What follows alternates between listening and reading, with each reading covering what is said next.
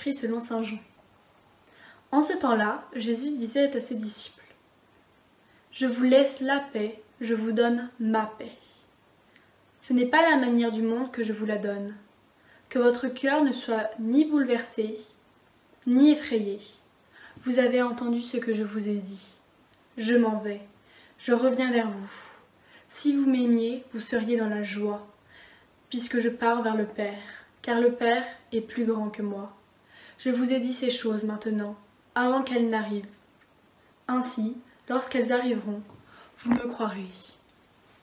Désormais, je ne parlerai plus beaucoup avec vous, car il vient, le prince du monde.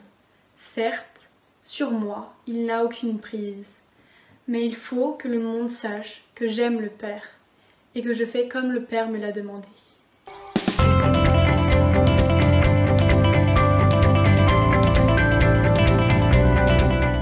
Bonjour à toutes et à tous, merci Angèle pour ta lecture.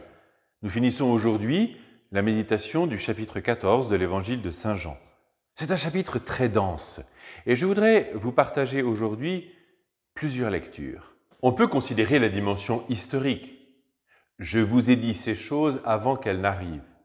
Et Jésus donne sa paix à ses disciples parce qu'ils vont vivre un moment particulièrement difficile avec l'arrestation, le faux procès et la condamnation de Jésus. Il réitère l'annonce de son départ, mais en précisant bien que sa mort est le fruit de son offrande au Père, qu'il rejoint. Certes, le prince de ce monde vient, et on peut entendre par là le démon, mais aussi la folie des hommes, ses opposants. Mais ce qui compte, c'est ce témoignage. Il faut que le monde sache que j'aime le Père et que je fais comme le Père me l'a commandé. Il y a aussi une lecture après la résurrection de Jésus. Les disciples eux-mêmes sont pourchassés. Ils ont peur des Juifs, ils se cachent. Ils avaient verrouillé les portes, dit l'Évangile. Et ils se souviennent des paroles de réconfort que Jésus leur avait adressées. C'est un peu la même chose pour les premières communautés chrétiennes persécutées par les Romains. Le prince de ce monde est à l'œuvre et beaucoup témoignent de leur attachement au Seigneur par le don total de leur vie et leur martyre. Enfin, il y a la lecture pour nous aujourd'hui. En quoi ce que dit Jésus est-il une bonne nouvelle pour nous ? Je retiens 3 points très brefs. Il y a d'abord le don de la paix. Vous avez certainement remarqué que les paroles de Jésus sont reprises de manière exacte au cours de la messe après la prière du Notre Père. La paix que donne Jésus n'est pas une paix mondaine, au sens d'une paix qui serait calculée, qui viserait à défendre des intérêts, à réparer une injustice ou attendrait quelque chose en échange. Elle est totale et sans condition. Cette paix intérieure nous met en joie parce que nous sentons sa présence. La paix de Dieu est comme sa miséricorde ou son pardon. Elle est, je le répète, totale et sans condition. Il y a ensuite le témoignage d'amour de Jésus pour son Père. Ce n'est pas seulement par amour pour nous que Jésus a offert sa vie, mais à cause de cet amour immense qu'il y a entre son Père et lui. Nos mots sont d'ailleurs incapables de décrire cet amour. Et pourtant, c'est ce qu'il désire ardemment nous faire partager. Enfin, je note aussi dans ce passage le réconfort face aux épreuves, que votre cœur ne soit pas bouleversé ni effrayé. Face à sa mission, Jésus sait le poids de nos difficultés. Je vous invite à relire tout ce chapitre maintenant.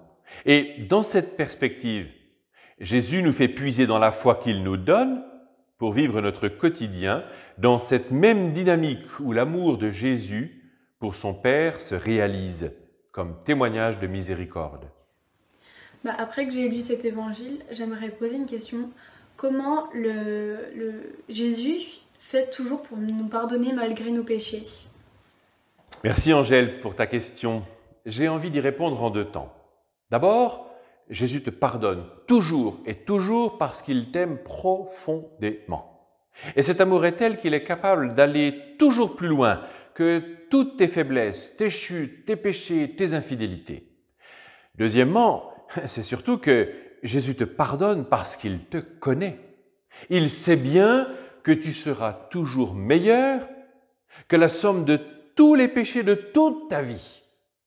Jésus n'en restera jamais à une seule trahison, car il sait ce qu'il y a de bon au plus profond de toi-même.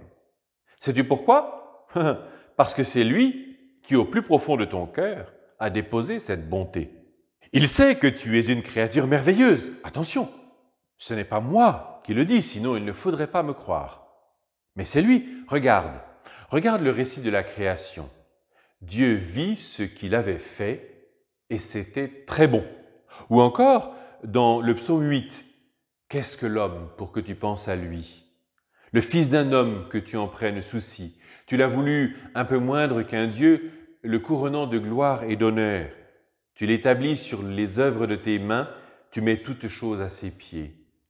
Seigneur notre Dieu, qu'il est grand ton nom, par toute la terre. » Bonne journée et à demain!